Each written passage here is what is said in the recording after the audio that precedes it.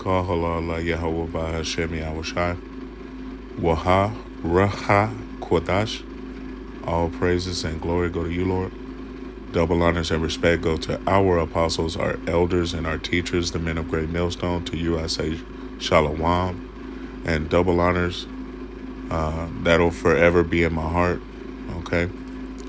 It's your brother Amraya, and I've thought long and hard about this next lesson, which I'm currently putting up this epistle. I've thought long and hard over this last week what exactly the message was that Yahweh Shai wanted me to relay, okay? And I've been through a lot of ups and downs in this truth for the last couple of years, trying to find my standing. Where do I stand in this thing? And I believe the Lord has revealed that direction to me, okay? So let's get into it. The message I have for today is very simple. Don't let your emotions and your insecurities and even rebuke knock you out of this truth, okay? Don't let it put you in a position where you no longer want to do the work, where you no longer have the spirit to study and show yourself approved onto Yahweh Shai. Don't allow the negativities that come along with this road to push you out, okay? In this walk, what is going to happen is the closer you come to Yahweh Shai, the more those attacks will increase, okay? And if you're not doing something right, the more those rebukes are going to increase. It's not going to be a perfection, okay? Now, as a wise brother once told me, we came into this truth imperfect, but we came in to be perfected. And I stand on that until this day. I'm looking to be perfected under the tutelage, direction of Yahweh by Hashem Yahweh Shai, okay? And just a quick little side note, I give double honors unto the apostles, the elders, and the teachers, the men of Great Millstone, because they have truly earned it. They have been diligent in their work. Everything that I know about these scriptures, I've been taught by the elders, the apostles, the men of Great Millstone, okay? And that will never change, whether I'm in Great Millstone or not, which I am not. I'm forever going to be grateful and give double honors to them. And I don't see a problem with it. I know others may not agree, but as Proverbs 18, I forget, maybe verse 19, it says, a brother offended is harder to be won than a strong city. You don't want to be a brother that is offended, so offended that you forget to give the proper, that you fail to give the proper props to those who have been diligent in earning that, okay, and have not wavered. And I'm not speaking on any particular, any situation in particular. However, I do feel the need to say this. Those of you spying out liberties on my channel, quite frankly, you can eat a dick, straight up. You know, I didn't get into this truth to be a man pleaser or respecter of persons. When I hear good advice from one of the elders, one of the apostles, the elders, the teachers, the men of Great Millstone, and I feel like sharing that information, don't take it personal, okay? And if you are on my channel spying out something you can use, like a little female hiding in the bushes trying to catch someone doing wrong against you, you're in the wrong spirit, man. You're worried about the wrong thing. In all actuality, what you need to be worried about is getting this word out to the four corners of this world, doing your part, being diligent, pushing forward this gospel and this truth, okay? Now, I will begin here at Psalms chapter 147. It says, verse 1, praise ye Yahweh, For it is good to sing praises unto our power, for it is pleasant and praise is comely. Yahweh doth build up Jerusalem, and Jerusalem is a people before it is a place. Okay, the remnant of Israel is being built up right before our eyes. Okay, and if you are in this truth, in this walk, if you put out epistles, if you go out on the highways, byways, and hedges, then you have helped build the foundation for the return onto Yahweh Ba'ashem Yahweh Shai. And that is no laughing matter. Okay? Verse 2 again. Yahweh doth build up Jerusalem. He gathereth together the outcasts of Israel. Right. Because we were scattered to the four corners of the earth. Raised in all these different kingdoms where we have been subject onto their laws and their philosophies. Okay? We're not only outcasts literally, but spiritually as well, because we were raised as heathens. Okay, we're on the Isle of the Misfits, outcasted from Yahweh Ba'ashem Yahweh Shai. He has shown us our heritage. He has opened up his mouth, spoken through his prophets, which is again why you must give double honors. Okay, he has brought us back into the fold, hopefully.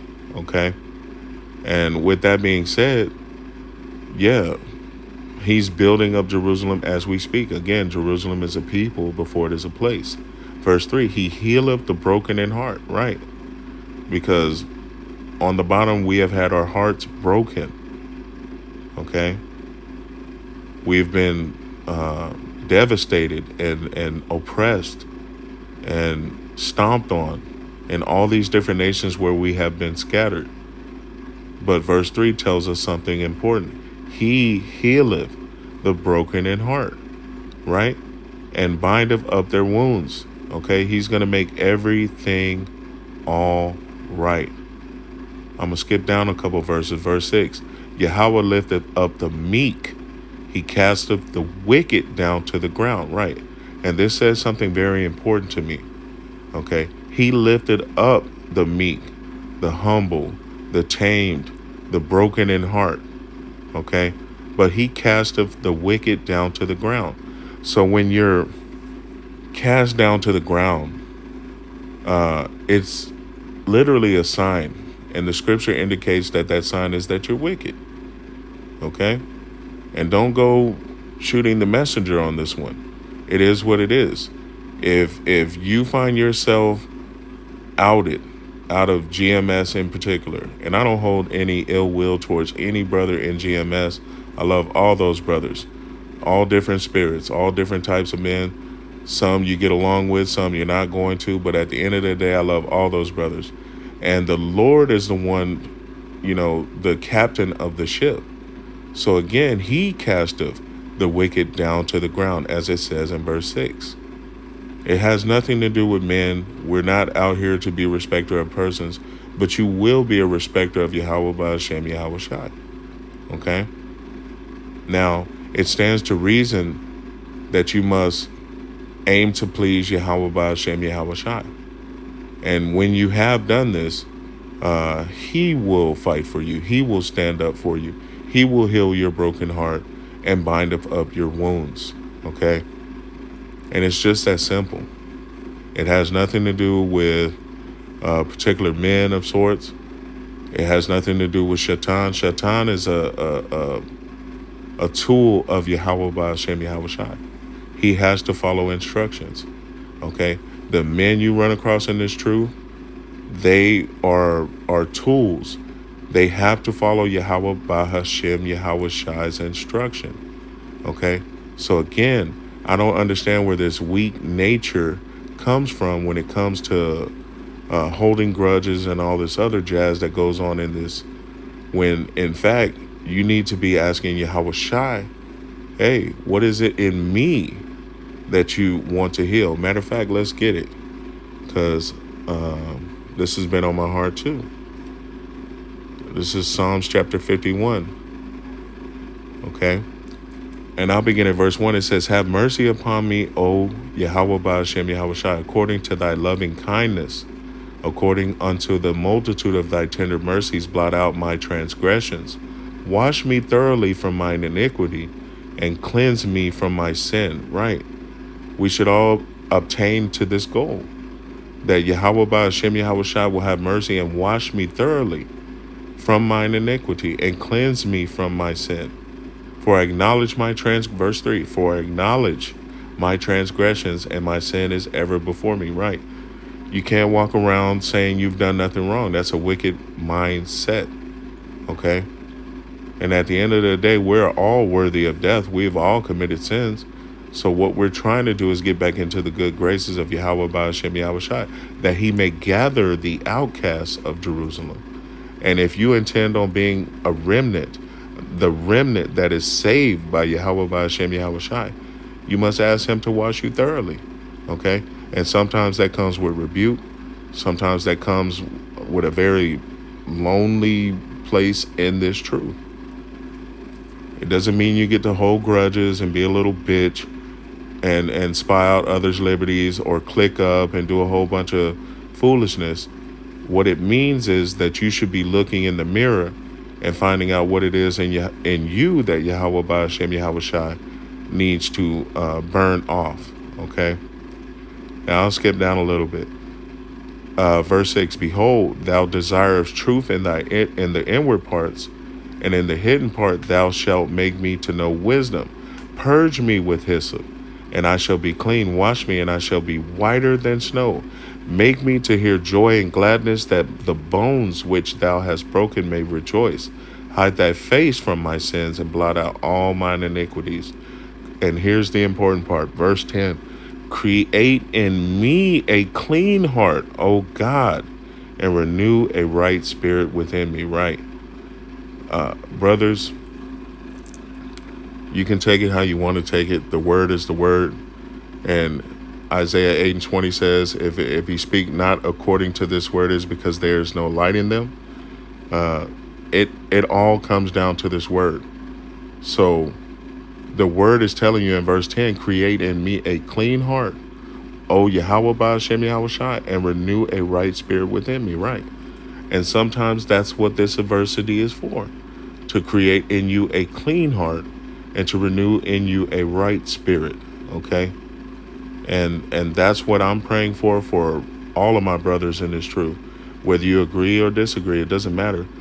I'm hoping that the Lord will be merciful unto a majority of these brothers that have gone out on the highways, byways, and hedges, that put up these epistles, that have done due diligence. No, they are not perfected, but we are looking to be perfected. Okay? And that is the ultimate goal. We don't want to fall out of this truth. We don't want to find ourselves on the wrong side of Yahweh Ba'ashem Yahweh Shai's indignation. So my earnest hope is that he creates in you a clean heart and renew in you a right spirit. Also with me. Okay? This is a prayer that I will be sending up daily, not only for myself, but for my brothers in the truth. Okay? And I want you to, those of you who happen to come across this message, to take your emotions out of it and do that which is upright in the eyes of the Lord. Okay?